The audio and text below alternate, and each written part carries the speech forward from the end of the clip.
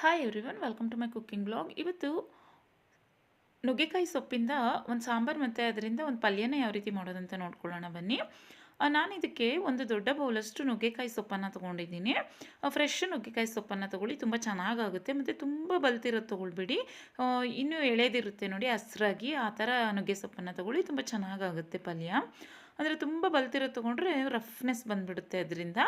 ನಂತರ ನಾನು ಸಣ್ಣದಾಗಿ ಕಟ್ ಮಾಡಿಕೊಂಡು ನೀಟಾಗಿ ವಾಶ್ ಮಾಡ್ಕೊಂಡಿದ್ದೀನಿ. ಅದಕ್ಕೆ ಒಂದು ಬೌಲಷ್ಟು ತೊಗರಿಬೇಳೆಯನ್ನು ವಾಶ್ ಮಾಡಿಬಿಟ್ಟು ಸೇರಿಸ್ತಾ ಇದ್ದೀನಿ. ಮತ್ತು ಅದಕ್ಕೆ ಒಂದು ಸ್ಪೂನಷ್ಟು ಉಪ್ಪು ಮತ್ತು ಅದಕ್ಕೆ ಎಷ್ಟು ಬೇಕು ನೋಡಿಕೊಂಡು ನೀರನ್ನು ಸಹ ಸೇರಿಸ್ಕೊಳ್ಬೇಕು. ಅದು ಬೇಯಲಿಕ್ಕೆ ಎಷ್ಟು ಬೇಕೋ ಅಷ್ಟು ನೀರನ್ನು ಸೇರಿಸ್ಕೊಂಡ್ರೆ ಆಯಿತು. ಈಗ ಕುಕ್ಕರ್ನಲ್ಲಿ ಇಟ್ಟು ಮುಚ್ಚಿಬಿಟ್ಟು 3 ವಿಷಲ್ ಕೂಗಿಸ್ಕೊಬೇಕು. ನಂತರ ಇದಕ್ಕೆ ಸಾಂಬಾರಿಗೆ ರುಬ್ಬಲಿಕ್ಕೆ ಒಂದು ಸ್ವಲ್ಪ ತೆಂಗಿನಕಾಯಿ, ಈರುಳ್ಳಿ, ಬೆಳ್ಳುಳ್ಳಿ ಮತ್ತು ಹುಣಸೆ ಹಣ್ಣನ್ನು ರೆಡಿ ಮಾಡಿ ಇಟ್ಕೊಂಡಿದ್ದೀನಿ. ನೋಡಿ, ಈಗ ಮಿಕ್ಸಿ ಜಾರ್ಗೆ ಒಂದು ಸ್ವಲ್ಪ ಹುಣಸೆ ಹಣ್ಣನ್ನು ಹಾಕೋತಾ ಇದ್ದೀನಿ. ಒಂದು ಈರುಳ್ಳಿಯನ್ನು ಕಟ್ ಮಾಡಿಬಿಟ್ಟು ಹಾಕೋತಾ ಇದ್ದೀನಿ. ನಂತರ 2 ಗೆಡ್ಡೆಯಷ್ಟು ಬೆಳ್ಳುಳ್ಳಿಯನ್ನು ಹಾಕೋತಾ ಇದ್ದೀನಿ. ಬೆಳ್ಳುಳ್ಳಿ ಜಾಸ್ತಿ ಹಾಕೊಂಡಷ್ಟು ಟೇಸ್ಟ್ ಚೆನ್ನಾಗಿರುತ್ತೆ ಸಾಂಬಾರ್ದು. ನಂತರ ಒಂದು 2ರಿಂದ 3 ಸ್ಪೂನಷ್ಟು ತೆಂಗಿನಕಾಯಿಯನ್ನು ಸೇರಿಸ್ಕೊತಾ ಇದ್ದೀನಿ. ಒಂದು ಅರ್ಧ ಸ್ಪೂನಷ್ಟು ಜೀರಿಗೆಯನ್ನು ಹಾಕ್ಕೊಂಡಿದ್ದೀನಿ. ನಂತರ 1.5 ಸ್ಪೂನಷ್ಟು ಅಚ್ಚ ಖಾರದ ಪುಡಿಯನ್ನು ಸೇರಿಸ್ಕೊಳ್ಳಿ. 1 ಸ್ಪೂನಷ್ಟು ಸಾಂಬಾರು ಪೌಡರು, ಅರ್ಧ ಸ್ಪೂನಷ್ಟು ಅರಿಶಿನ ಪುಡಿಯನ್ನು ಸೇರಿಸ್ಕೊಳ್ಳಿ.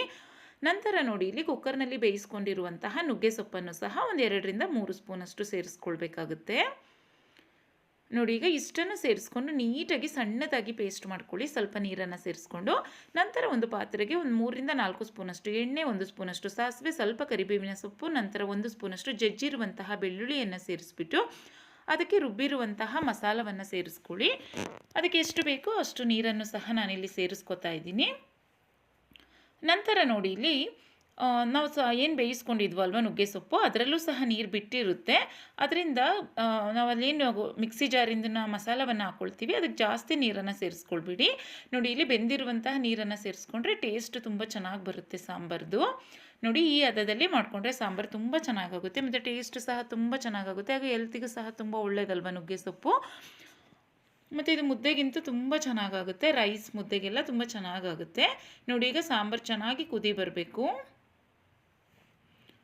ನೋಡಿ, ಈಗ ಚೆನ್ನಾಗಿ ಕುದಿ ಬರ್ತಾ ಇದೆ. ಕುದಿ ಬಂದಮೇಲೆ ಸುತ್ತ ಎಣ್ಣೆ ಬಿಡುತ್ತೆ ನೋಡಿ, ಆ ಟೈಮಲ್ಲಿ ಆಫ್ ಮಾಡಿಕೊಂಡ್ರೆ ಆಯಿತು. ನಾನು ಇದಕ್ಕೆ 1 ಸ್ಪೂನಷ್ಟು ಉಪ್ಪನ್ನು ಸಹ ಸೇರಿಸ್ಕೊತಾ ಇದ್ದೀನಿ. ಅಂದರೆ ರುಚಿಗೆ ತಕ್ಕಷ್ಟು ಎಷ್ಟು ಬೇಕಷ್ಟು ಉಪ್ಪನ್ನು ಸೇರಿಸ್ಕೊಂಡು ಚೆನ್ನಾಗಿ ಕುದಿಸ್ಕೊಂಡು ಸ್ಟವ್ನ ಆಫ್ ಮಾಡ್ಕೊಳ್ಳಿ. ನಂತರ ನೋಡಿ, ಈಗ ನುಗ್ಗೆ ಸೊಪ್ಪನ್ನು ಬೇಯಿಸಿಬಿಟ್ಟು ಅದನ್ನು ಸ್ಟ್ರೈನ್ ಮಾಡಿ ಇಟ್ಕೊಂಡಿದ್ವಲ್ವ, ಈಗ ಅದಕ್ಕೆ ಒಗ್ಗರಣೆಯನ್ನು ಹಾಕೋಬೇಕು.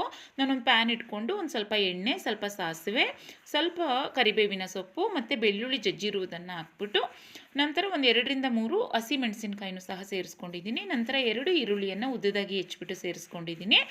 ಸ್ವಲ್ಪ ಇದನ್ನು ಚೆನ್ನಾಗಿ ಫ್ರೈ ಮಾಡ್ಕೊಳ್ಳಿ. ಈಗ ಅದಕ್ಕೆ ಬೆಂದಿರುವಂತಹ ನುಗ್ಗೆ ಸೊಪ್ಪು ಮತ್ತು ತೊಗರಿಬೇಳೆಯನ್ನು ಸೇರಿಸ್ಕೊಳ್ಳಿ. ತುಂಬ ಟೇಸ್ಟಿಯಾಗಿ ಬರುತ್ತೆ, ತುಂಬ ಚೆನ್ನಾಗಾಗುತ್ತೆ ತಿನ್ನಲಿಕ್ಕೆ. ಮತ್ತು ಹೆಲ್ತಿಗೆ ಸಹ ಒಳ್ಳೆಯದಾಗಿರೋದ್ರಿಂದ ವೀಕ್ಲಿ ಇಲ್ಲಾಂದರೆ ಒಂದು 15 ಡೇಸ್ಗೆ 1 ಟೈಮ್ ಆದರೂ ಮಾಡಿಕೊಂಡ್ರೆ ತುಂಬ ಚೆನ್ನಾಗಾಗುತ್ತೆ. ಇದಕ್ಕೆ ರುಚಿಗೆ ತಕ್ಕಷ್ಟು ಉಪ್ಪನ್ನು ಸಹ ಸೇರಿಸ್ಕೊಳ್ಳಿ. ಕೊತ್ತಂಬರಿ ಸೊಪ್ಪು ಬೇಕಿದ್ದರೂ ಸಹ ಸೇರಿಸ್ಕೊಳ್ಬೋದು. ಮತ್ತು ಅರ್ಧ ಕಪ್ಪಷ್ಟು ತೆಂಗಿನ ತುರಿಯನ್ನು ಸೇರಿಸ್ಕೊಳ್ಳಿ, ತುಂಬ ಚೆನ್ನಾಗಾಗುತ್ತೆ. ನೋಡಿ, ಇದು ಮುದ್ದೆಗೆ ತುಂಬ ಚೆನ್ನಾಗಾಗುತ್ತೆ ಸಾಂಬಾರು. ಸೈಡ್ಸ್ಗೆ ಈರುಳ್ಳಿ ಎಲ್ಲ ಇಟ್ಕೊಂಡ್ರೂ ಚೆನ್ನಾಗಾಗುತ್ತೆ. ನಂತರ ನೋಡಿ, ಪಲ್ಯನೂ ಸಹ ತುಂಬ ಚೆನ್ನಾಗಾಗುತ್ತೆ. ರೆಸಿಪಿ ಇಷ್ಟ ಆದರೆ ನೀವು ಸಹ ಟ್ರೈ ಮಾಡಿ. Thanks for watching. ಬಾಯ್.